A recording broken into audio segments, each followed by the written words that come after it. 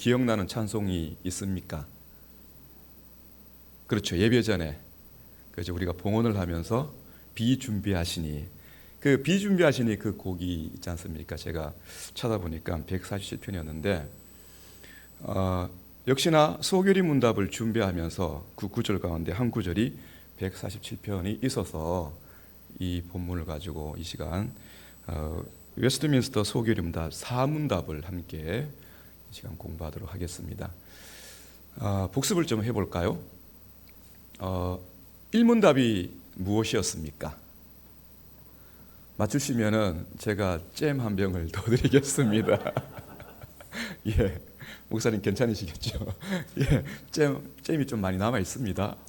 예, 맞추시면은 한 병을 더 드리겠습니다. 누가 한번 말씀해 주시겠습니까? 문과 답을. 예, 사람의 첫째 되는 목적 혹은 제일 되는 목적은 또한 그를 영원토록 즐거워하는 것입니다. 손을 안 들어주셔가지고 못 드리겠습니다. 다 맞추셔가지고 특별한 한 분을 드려야 되는데 못 드리겠습니다. 죄송하네요. 네.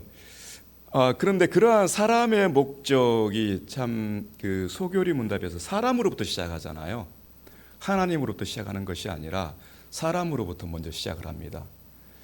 성경은 우리에게 하나님으로부터 시작해서 하나님이 계시기 때문에 이 세계가 존재한다라고 창세기 1장 1절을 통해서 하나님부터 시작하거든요. 그런데 소결이 문답은요, 그 하나님으로부터 시작하는 것이 아니라 우리 사람에게서 먼저 시작합니다. 왜냐하면 우리의 처지를 분명하게 알고, 그리고 우리가 필요한 것, 즉 하나님에 대해서 알기 위해서는 우리의 입장에서 우리의 처지, 그리고 나를 나 자신이 경험하는 나에 대한 존재를 갖다가 먼저 생각해 보라는 것입니다. 그래서 다른 그 목적이 많겠지만은 이 땅에 태어나서 배우면서, 그리고 그 배워가는 가운데 사회적인 경험을 통해서, 그리고 인간적인 관계를 통해서 여러 가지 생각을 하지 않습니까? 그런 생각 가운데 우리는 배우는 것이 있습니다. 우리는 어떻게 살아야 할 것인가.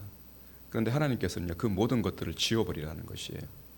그래서 가장 첫 번째가 우리의 사람의 제일 되는 목적은 하나님을 영원롭게 하고 그분을 영원토록 즐거워하는 것이다라고 거기서부터 시작합니다. 그런데 그렇다면은 우리의 제일 되는 목적이 이것이라고 하는데 이것을 우리가 어디서 배울 수 있지?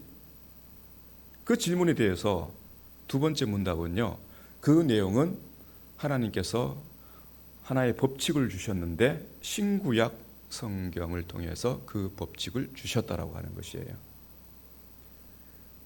하나님이 계신다면은 우리 사람으로 하여금, 하나님이 지으신 사람으로 하여금 하나님께서 하나님을 영화롭게 하고 그분을 영원토록 즐거워하는 그 삶의 목적을 주셨다면은 당연히 그렇게 살아갈 수 있도록 지식을 주셨고, 지식을 주셔야 되는 것이고, 그 지식과 함께 그분을 사랑하고 그분을 향해서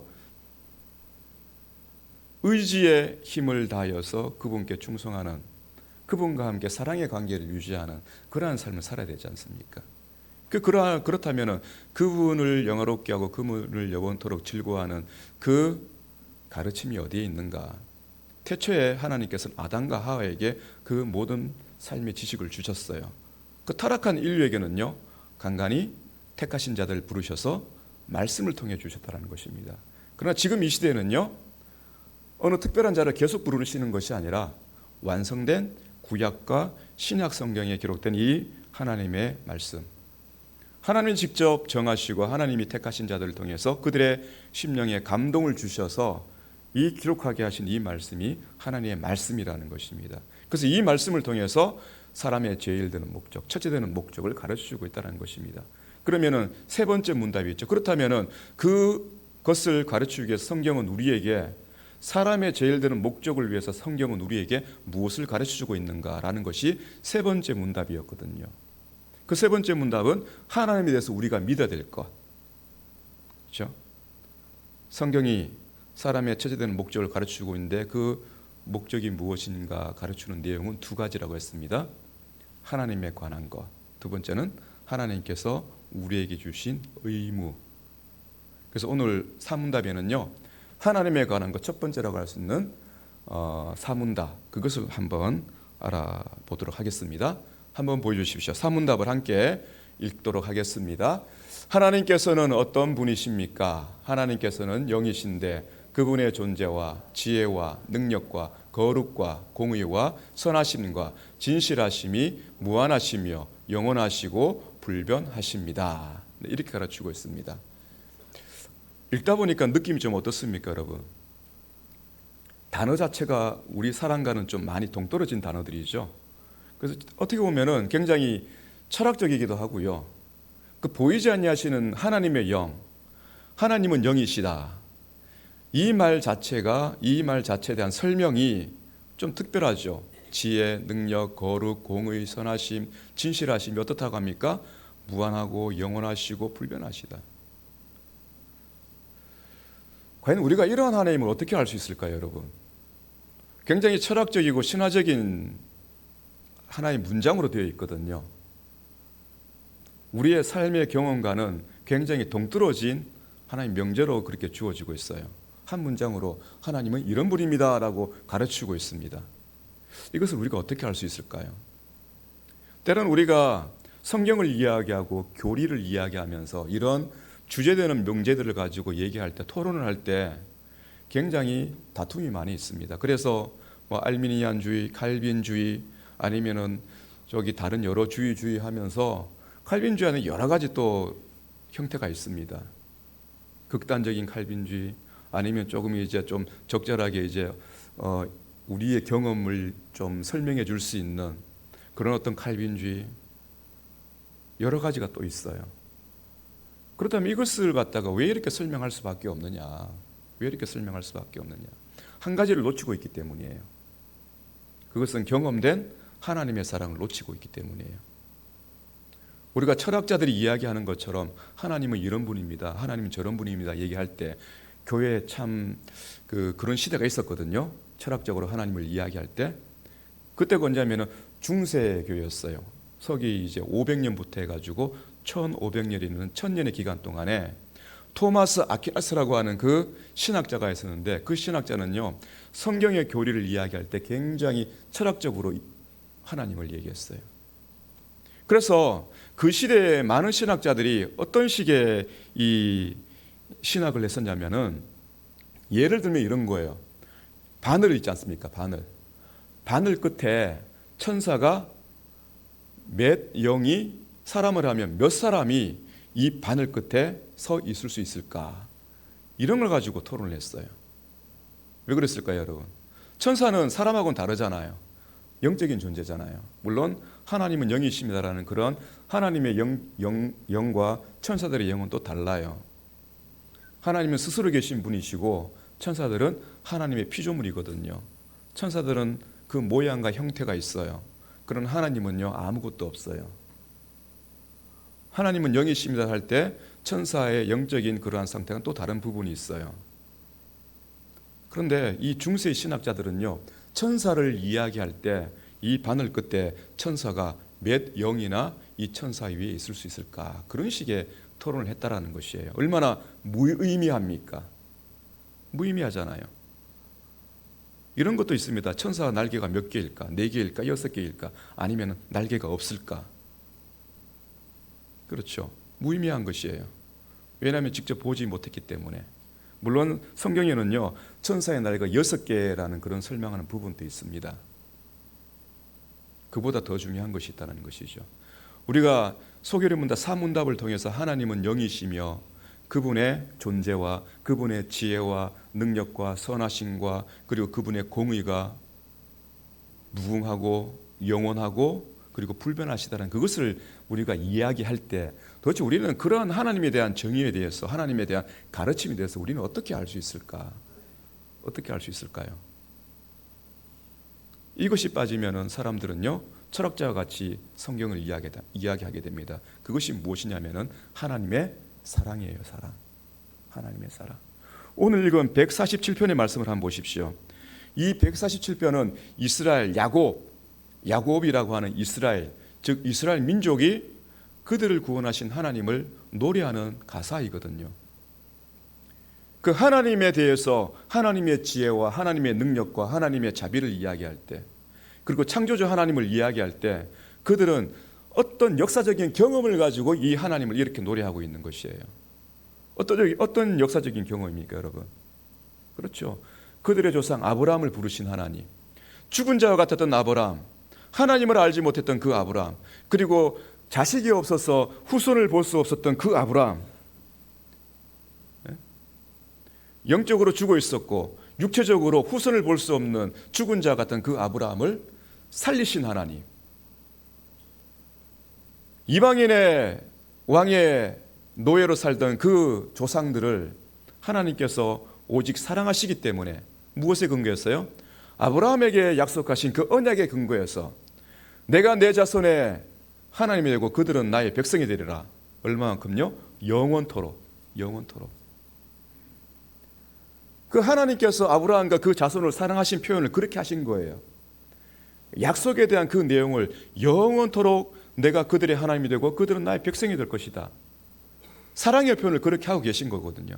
그래서 이스라엘을 애굽에서 이끌어내실 때 내가 너희를 이 땅에서 불러낸 것은 다른 민족보다 크거나 우월해서가 아니라 무엇 때문에? 오직 너희를 사랑했기 때문에.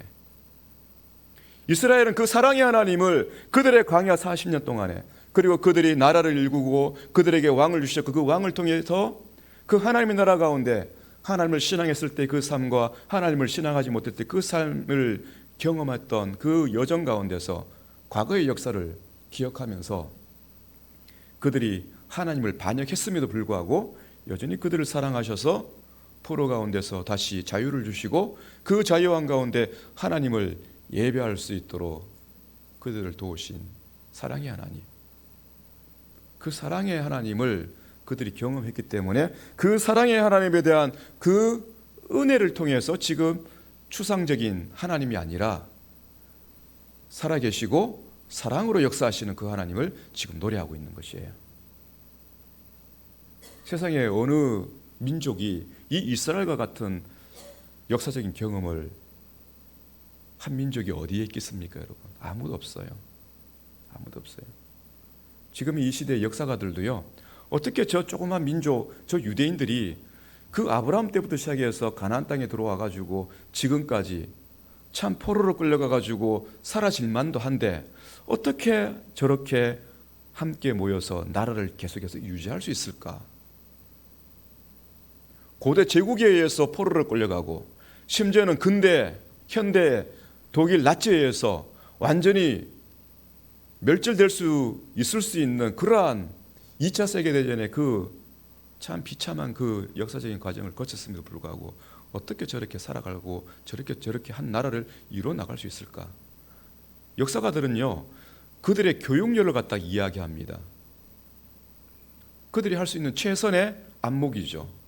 근데 그 교육 이면에 있는 하나님은 알 수 없죠, 그들은. 그러나 이스라엘 사람들은요, 그 하나님을 알고 있는 것이죠. 지금 이 시편 147편의 이 노래가 그냥 하나님에 대한 추상적인 표현이 아니라 그들이 겪었던 하나님의 사랑에 대한 노래라는 것이에요. 우리 교회도 역시 마찬가지입니다. 우리가 하나님은 영이시고 하나님은 살아계신 존재하시는 분이시고, 그리고 그 하나님의 지혜와 능력과 권능과 선하심과 그 공의가 무한하시고 그리고 영원하시고 불변하신 하나님이라는 것을 우리가 어떻게 알 수 있을까요? 한 가지 방법밖에 없어요. 사랑입니다. 사랑. 예수님의 그 하나님 아버지에 대한 사랑을요, 아주 자세하게 가르쳐주는 성경의 내용이 있어요. 여러분, 누가복음 15장에 보면은 잃어버린 것에 대한, 잃어버린 것을 되찾은 사람들에 대한 이야기가 세 이야기가 있어요. 그것이 첫 번째가 잃어버린 양을 찾은 목자 이야기, 두 번째가 잃어버린 드라크마를 찾은 여인의 이야기, 그리고 잃어버린 아들을 찾은 한 아버지의 이야기거든요. 그런데 이 세 이야기에 공통점이 있어요. 그게 뭐냐면은 찾고 난 다음에 무엇을 했습니까? 이웃 사람들과 친구들과 그리고 함께 아는 모든 사람들과 함께 즐거워하고 잔치를 했다라는 것이에요. 굉장히 실질적으로 이 이야기를 하고 계시는데 예수님께서 이것이 무엇에 대한 비유입니까? 그렇죠. 천국에 대한 비유예요. 그래서 우리가 천국을 이야기할 때, 야, 천국은 어디에 있다? 천국에 어떤 집이 있을까? 천국에 보석도 있고, 요한계시록에는 진주문이 있고, 그 다음에 환상에서 구약성경에 환상에서 보았던 여러 가지 보석이 있고, 그것이 천국일까요? 그것은 다 설명할 수 없는 것이죠. 그 천국에 대한 어떤 사실적인 환경에 대한 묘사보다도 더 중요한 게 있어요. 이 천국에 대한 비유를 통해서 우리가 그것을 알아야 됩니다. 하나님과 우리와의 관계예요. 하나님이 우리 하나님 되시고 우리가 하나님의 백성이 되는 것, 하나님의 소유. 잃어버린 양과 목자의 관계를 생각해야 되는 것이죠. 그렇죠? 그리고 동전, 드라크마와 여인의 관계, 그 소유된 관계, 그리고 아들과 아버지의 그 관계, 그렇죠?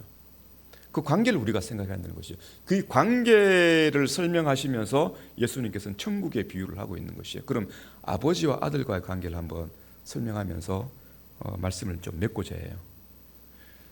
여러분 잘 아시다시피 아들은요, 아버지가 돌아가시기 전에 유산을 달라고 하지 않습니까?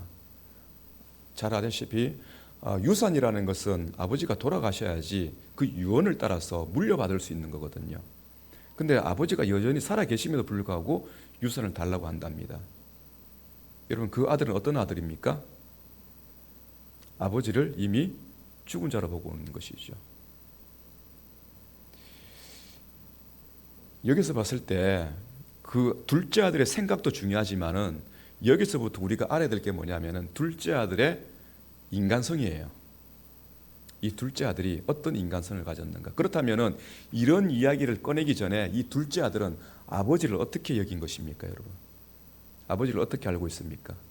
그렇죠. 아버지의 관계가 이미 정상적인 아버지와 자녀의 관계가 아니에요. 아버지의 입장에서가 아니라 아들의 입장에서. 자기를 낳아주시고 길러주시고 그리고 많은 큰 재산을 자신의 유산으로 남길 수 있는 그런 아버지이신데 이미 그 말을 내뱉기 이전에 그 둘째 아들은 아버지를 아버지로 인정하는 그런 삶을 살지 못하고 있다는 것입니다. 그 증명이 무엇입니까? 돈을 갖고 나가가지고 그가 성공했습니까? 아니죠. 그 돈을 어떻게 사용했습니까? 선한 일에 사용하지 못했어요. 더구나 자기를 위해서 어떤 사업적인 성공을 위한 그런 것으로도 사용하지 못했어요. 아주 극단적인 표현을 하고 있어요. 예수님께서 어떻게 사용했다고 합니까? 먹고 마시는데 다 썼어요. 심지어는 큰아들의 얘기대로 여자가 있는 집에 가가지고 그 돈을 다 탕진한 거예요. 말하자면은 아버지와 아들과의 관계가 인격적이지 못한 그 아들이 나가봤자 다른 사람들하고 어떻게 인격적인 관계를 맺을 수 있겠습니까? 전혀 불가능한 것이죠. 그런 사람이 자기가 가지고 있는 돈을 갖다가 재산을 잘 사용할 수 있겠습니까? 그렇지 못한 것이죠. 아무리 그가 사업적으로 성공한다 할지라도 그 돈은 남을 위해서 선한 일에 사용하는 것이 아니라 오로지 우리가 잘 알고 있는 놀부와 같은 인생을 살아가는 것이에요. 수존노의 인생이죠. 성공했다 할지라도 그런 인생밖에는 되지 못해요. 최고로 여겼을 때. 그런데 그런 아들을 아버지께서 돌아오기까지 기다리고 있다는 것이에요. 날마다 문 밖에 서서 지켜보고 있는 그때의 아들이 돌아오잖아요. 아버지는 알고 있었던 것이에요. 아버지가 왜 아들을 기다렸겠습니까? 나간 그 아들이 사업적으로 잘하고 가진 돈을 가지고 행복하게 잘 사는 것으로 그냥 생각해서 멈추면 그만인데 기다렸다라는 것이에요. 늘 언제나 기다렸다는 그 설명은 없지만은 문 밖에 서서 지켜보고 있는 그 아버지의 모습을 보면은 늘 언제나 아버지가 아들을 기다렸다라는 그 의미로 우리는 이해할 수가 있는 것이거든요. 왜 아버지가 그런 마음을 가졌겠습니까? 아들에 대해서 알고 있는 것이죠. 이 아들이 자기의 물려줄 수 있는 그 유산, 그 큰 돈을 가지고 나갔지만은 이 아들은 곧 돌아올 수밖에 없는 아들이라는 것을 알고 있었던 것이에요. 나가봤자 사람들과의 관계도 안 되고 나가봤자 이 녀석이 살아가봤자 이 돈 분명히 다 탕진하고 돌아올 것이다. 이미 이 아이가 살아오면서 아버지는 지켜봤던 것이에요. 이 아이의 인성을 알고 계신 거예요, 아버지가. 그럼에도 그 유산을 갖다가 내어준 것이고, 그럼에도 그 아들을 기다리고 있었던 것이에요. 여기에서 예수님이 그 아버지를 통해서 우리에게 보여주고 있는 것이에요. 아버지의 크신 사랑이라는 것이에요. 아들이 돌아오기를 기다리고 있는 아버지. 그리고 그 아들이 때가 되어서 돌아왔을 때 야단을 쳤습니까? 아니죠. 기꺼이 맞아주면서 마치 다 알고 있는 것처럼, 반지를 끼워주고 옷을 갈아입혀주고 잔치를 했다는 것이에요. 이 이야기를 통해서 예수님께서 우리에게 갖춘 것이 뭐냐면은, 둘째 아들과 같은 우리, 하나님이 우리를 지으셨는데 지음받은 사람들은 그 창조주 하나님을 멸시했던 것이에요. 그 멸시라는 단어가 굉장히 중요합니다, 여러분. 둘째 아들이 아버지를 그렇게 대한 거예요. 그렇죠? 우리 사람들은 하나님을 멸시했다라는 것이에요. 그리고 하나님께 주신 그 지혜와 하나님께 주신 그 지성과 하나님이 주신 그 감성과 하나님이 주신 그 의지력을 가지고 하나님을 위해 사는 것이 아니라 누구를 위해 사는 것입니까? 마치 나 자신이 세계의 우뚝성 가장 위대한 사람인 것처럼 각자가 살아가고 있다는 것이에요. 각자가, 내 자신이 누구보다 힘이 약하든 누구보다 가난하든 부자가 되지 못했든, 부자이든지 가난한 사람이든지 좀 더 많이 배웠든지 덜 배웠든지, 지식이 크냐 작으냐에 무관하고, 그리고 재능이 많으냐 크냐 작으냐 부족하냐 그거 무관합니다. 다 모든 사람들은 동일하게 하나님을 멸시하는 그러한 삶을 살고 있다는 것이에요. 그런데 그 아들이 아버지께로 돌아가는 것처럼 하나님께서는요, 악인이 거저 죽기를 기뻐하지 아니하시는 그 하나님인 것을 우리는 잘 알고 있지 않습니까? 하나님께서는요, 마치 아버지가 기다린 것 같이 그 사랑의 마음으로, 이야기 속에는 아버지가 아들을 기다렸어요. 그죠? 그러나 하나님과 우리와 관계에서는 그냥 하나님은 가만히 기다리지 않으셨어요. 왜냐하면 우리 스스로는 깨달을 수 없기 때문에, 우리를 깨닫도록 하기 위해서 하나님이시며 하나님의 아들이신 그분을 이 땅에 보내주셨죠. 그래서 하나님이 누구신지 알게 하신 거예요. 그 예수님을 믿는 우리를 하나님은 기꺼이 받아주시는 것이죠. 하나님을 멸시했던 우리를 벌로 시작하는 것이 아니라 사랑으로 우리를 다시 시작할 수 있도록 우리를 환대해 주신다는 것입니다. 이렇게 예수님을 통해서 하나님의 사랑을 알게 된 사람은요, 하나님의 사랑을 알게 된 사람은 오늘 소결의 문답 네 번째 문답에서 가르쳐주는 대로 하나님은 영이시며 그분은 살아계시며 그분은 존재하시며, 또한 그분의 지혜와 능력과 권능과 그리고 그분의 공의는 무한하시고 그리고 영원하시며 불변하십니다 라는 그 내용이 무엇인지를 이해할 수 있다는 것이에요.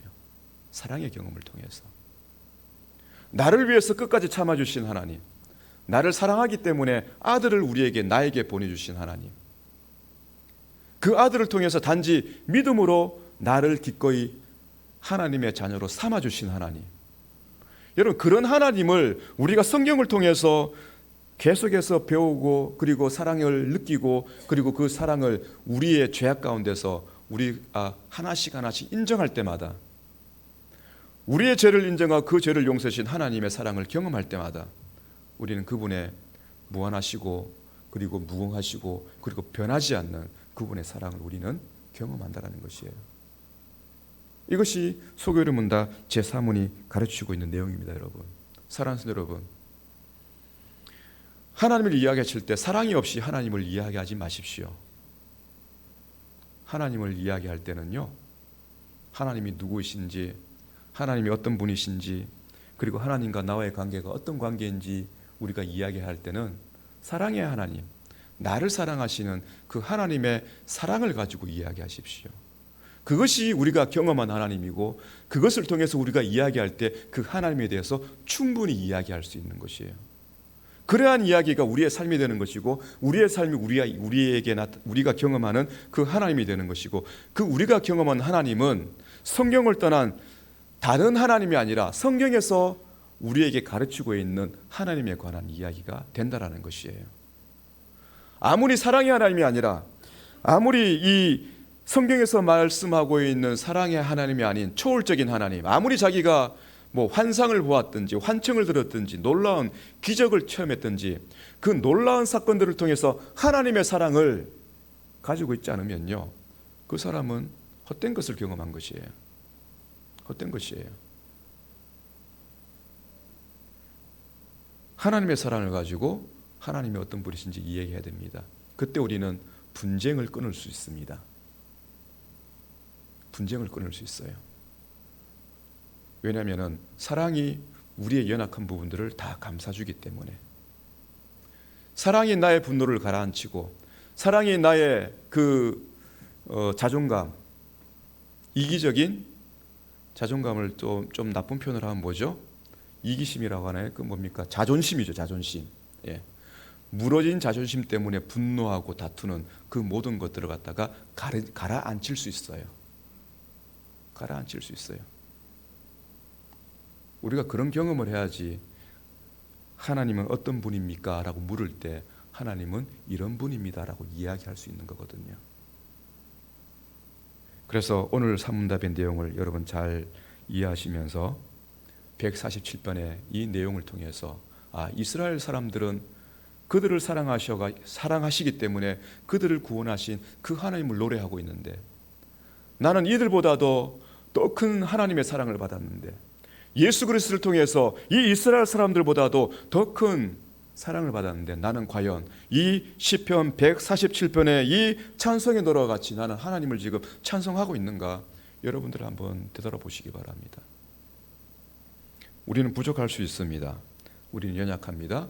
우리는 다 알 수 없습니다. 그러나 말씀을 묵상하시고 이 말씀을 통해서 여러분들 가운데 예수 그리스도를 통해서 찾아오신 그 하나님의 사랑을 경험하시면서 우리 다 같이 이 하나님을 영원토록 찬송할 수 있는 열린교회 성도들이 되기를 주님의 이름으로 축복합니다. 기도하겠습니다.